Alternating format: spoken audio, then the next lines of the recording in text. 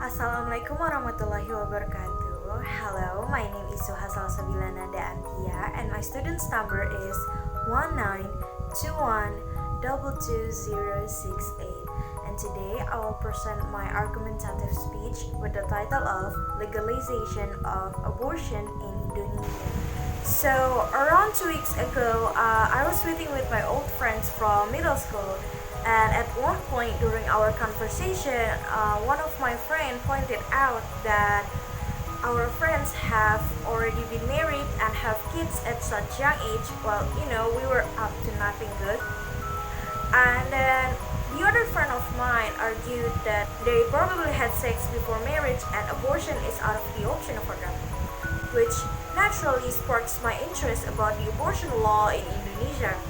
So, after a good search around the internet, I found out about the abortion law in Indonesia, which is surprisingly legal, but with some restrictions. So, based off Indonesia's 2014 law on reproductive health, it allows for abortion within the first 40 days of pregnancy if the woman's life is in danger or if the woman is the victim of a rape, which is absolutely baffled me. I was shocked, and I think more people should discuss about the issue about the abortion law in Indonesia, because personally I think abortion should be fully legal in Indonesia, and it is women's right to access safe and legal abortions. And the restrictive law of abortion will only cause more harms to women as they cannot access abortion if they are out of the criteria. So, according to KPAI or Komisi Perlindungan Anak Indonesia or the Indonesian Child Protection Commission, Indonesia has one of the highest rates of unsafe and illegal abortion. There are about 2 million cases each year, and 30% of them are done by teenage girls. Because of this restrictive law, it is also making many abortion practices in Indonesia fall under the illegal category, which these illegal abortion practices can lead to more harms. It can lead to illness, complication, it can lead to bleeding, and even the mother's death.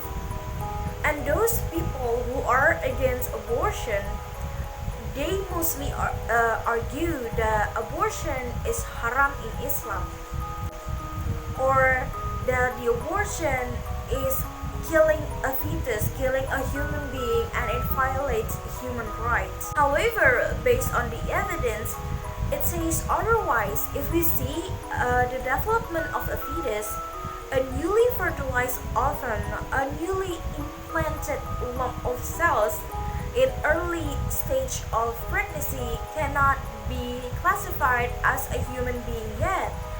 And abortion is usually and normally done during this stage of pregnancy. And furthermore, it proves that abortion does not violate any human rights. And even in Islam, many have also argued about the legalization of abortion.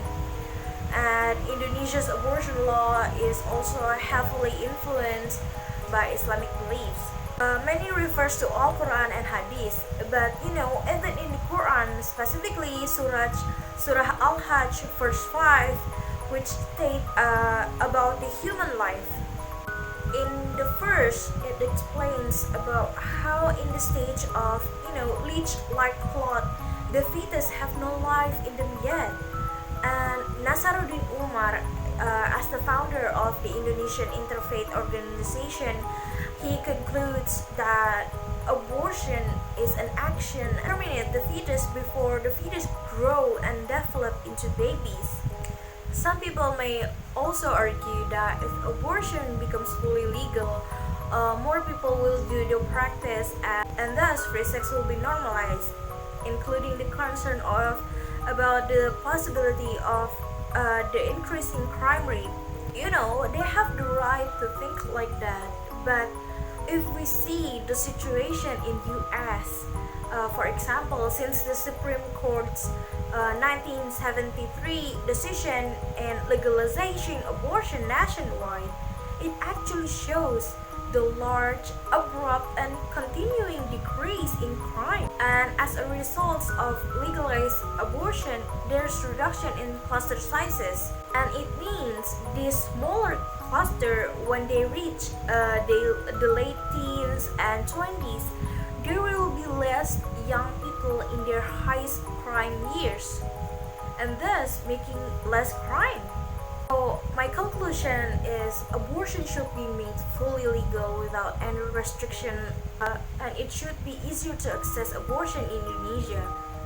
Women should have the access to safe abortion practice whether or not they are the victim of rape. And women should not be judged for their choice if they want to do abortion. Instead of making abortion hard to get in Indonesia, and instead of blaming the women for choosing abortion, Indonesia should focus on education of sexuality and reproductive health. And moreover, Indonesia should stop the victim blaming towards rape victims, while raise the awareness and knowledge about the law among women and teenage girls to stop this abortion stigma and other barriers they may face in getting abortion. So they will not choose illegal and unsafe way of abortion anymore. Okay, thank you. Bye.